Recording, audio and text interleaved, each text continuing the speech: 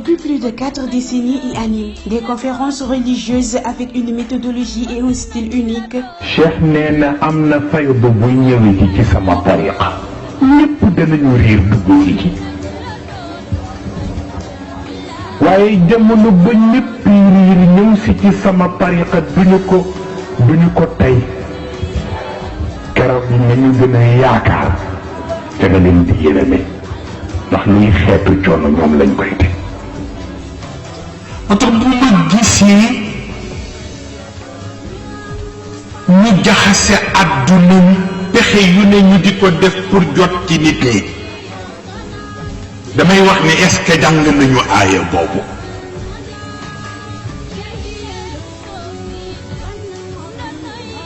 ndax bise ngi ci ëllëg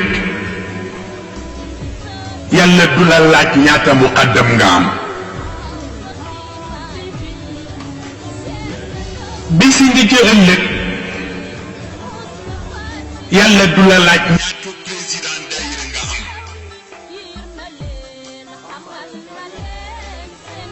am bise ngi ci ëllëg lenn dong la yàllay laaj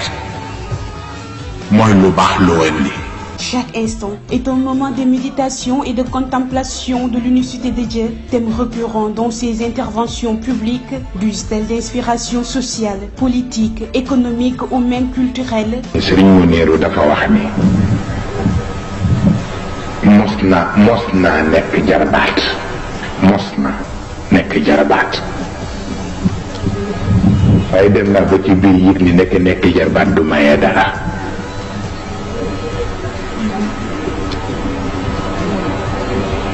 nee na ma dem wuti cëru muqaddam nee na ñu jox ma lijaasa def ma muqaddam waaye ma dem ca ba yëg ni nekk muqaddam du joxe dara nee na ma dem nekki jëwriñ di taxawu tool yi waaye nee na dem ba ci biir ma yëg ni nekk jëwriñ du joxe dara nee na ma dem nekki taalibi yam fa ñu ma yam loo la ma soxla yëpp nee na ma xam ni kon nag boobu rek moo jara sonne waaw ku nekk njaboot am ka nga war a am yam fa nga war a yem lu ne wan nga ko mën a am. Il voit Dieu en tout, partout et surtout parce que pour lui, la nature comme l'homme est une théophanie. doomu aadama mën nga ko xool ak jëmmam loxoom tànkam bëtam léppam xam ni doomu aadama mu ngi nii mais nit boo koy seet fan nga koy melale parce que doomu aadama dafa am ndey am baay juddu ci kanamu ñëpp ñu teg ca bët mais nit ku mu juddoo parce que nit yàlla daf ko binde ci laysa ka mislihi shay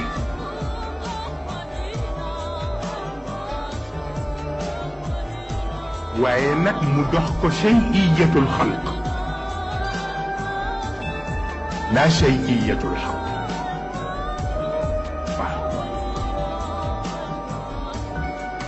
am lu mu tibbe ci boppam li tax kenn mënula melal yàlla mu am lu mu ci tibb jox ko nit yàlla bind doomu aadama waaye nit mooy candidat. Quand il entame son cours ou discours, son auditoire devient quoi? C'est à peine que l'on perçoit le rondement d'une mouche. Son verbe haut et coloré peut, durant des heures, tenir en haleine son public, toujours vêtu de blanc, sobre couleur de transparence et de pureté. xëy na ku ne yaa xam ki nga bëgg a nekk njabootam mais dina am beneen dafa am côté base ak côté sommet côté base bi mooy nga xam ku ñu la boole mais côté sommet bi mooy li suñu seet doon wax naan tariqa bi sama turandoo sax taalibe la ci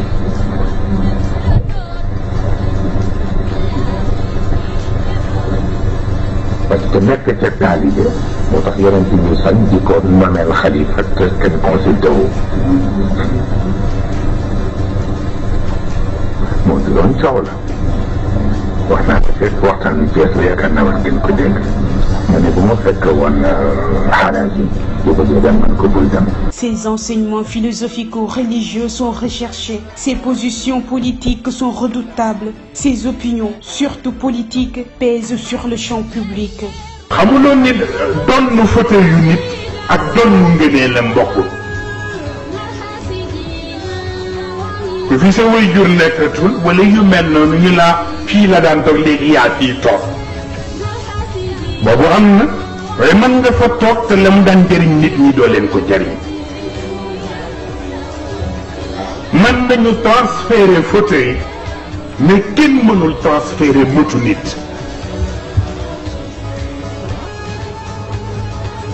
moo tax am na ci lu nga xam ni sa baay du la ko may sa maam du la ko may yaa koy ñafe. Produit de la spiritualité, cet homme charismatique au corps élancé et aux bras longs et svelte est simplement un phénomène. Serigne Mouhamadoul Moustapha Sy est son nom authentique. Il est né à Tivaouane, cité religieuse située à 92 km de Dakar, au cœur de l'ancien royaume du Cayor, où il a appris dès le bas âge comment se forger dans l'opiniâtreté. La patience est la clé du savoir. Serigne Cheikh Ahmed Tidiane Sy Al Maktoum est son père. Sa maman, Sokhna Safiatou Dème, fille de Serigne Amadou Dème de Sokone, l'impressionnante exégèse du Coran à laquelle s'accrochait l'Égypte en raison de sa haute pertinence et de l'unicité de son contenu. Par celle-ci comme par celui-là, ce responsable moral du très complexe et dynamique Daïratul Moustarchidina wal Moustarchidati, fondé en 1978, s'impose comme le fruit naturel de la spiritualité. ndax obtenir nga tabarakallahu ci barke góor gi des résultats dans un domaine qui est beaucoup plus important parce que c'est le domaine de la spiritualité. man ko est-ce que xam nga ban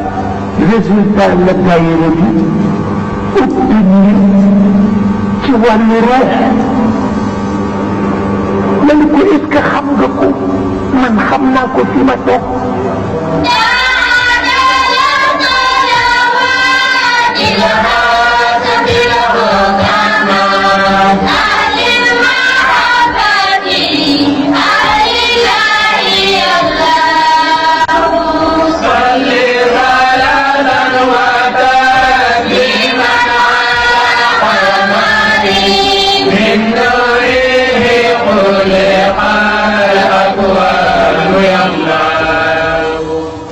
deful tarbiya da ngay tardé man maa la ko wax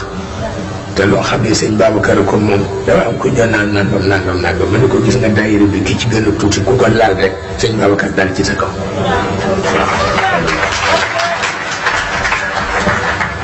loolu mooy li ci nekk parce que du ko café maa ko xam nga mag mu toll ni man këriñ ñëw nii ci tarbiya laa nekk de yàlla xam na ko ci tarbiya pire laa nekk. Il est le petit-fils de Seydi Khalifa Ababacar Sy, premier khalife de Seydi Hadji Malick Sy et de Sokhna Astou Kane, fille de Serigne Abdoul Hamid Kane, le mystique du Saloum. De ces saints hommes, Serigne Mouhamadoul Moustapha Sy, adulé et adoré par un public grandissant chaque année et radicalement acquis à sa cause, a hérité des valeurs et des qualités fortes qui font de lui une personnalité religieuse polyvalente. Même scénario bi dafa répété wu. ma gis Serigne Babacar yi mu joxoon Serigne Cheikh mu doxal ma ko boppam.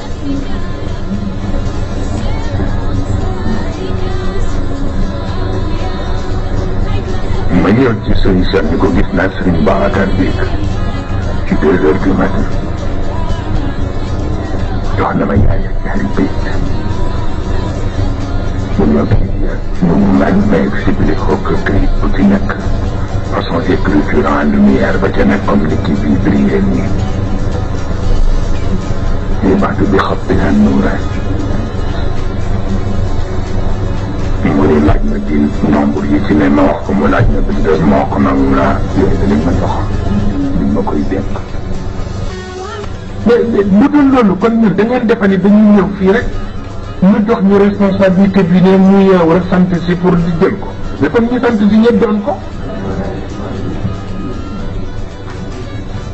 li ma wax soxna Kiné bu Serigne Cheikh bi ma tuddee soxna Fatima mun ko kër gi ñaari domaine la domaine nu deret ji ak domaine nu jàng gi man ko domaine nu deret ji ku sant si ci nga bokk waaye jàng gi ku ne yaay liggéeyal sa sant. Mais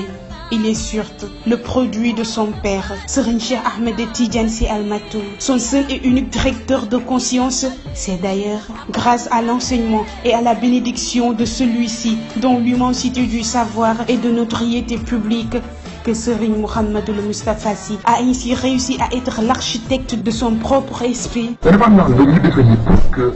ñu am pouvoir yàq yi ñu liggéey rek mooy buñ nee Serigne Cheikh rek. waaw comme man nit ku yàlla bite ku ma gën a xam Serigne Cheikh amul ku ko servir ceeru li ma ko servir aussi amul nga sant seet nga sant leneen na ci yam ni ma gëme ni moo doon yonent bi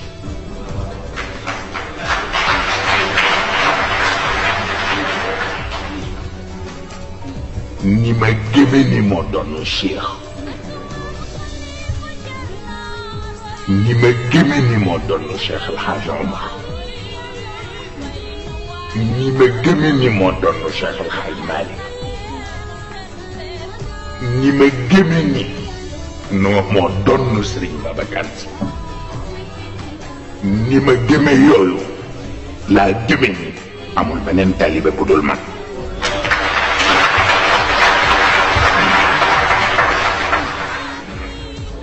lu ma fortaatu wala may tiitaru ku ko wax te du dëgg doo France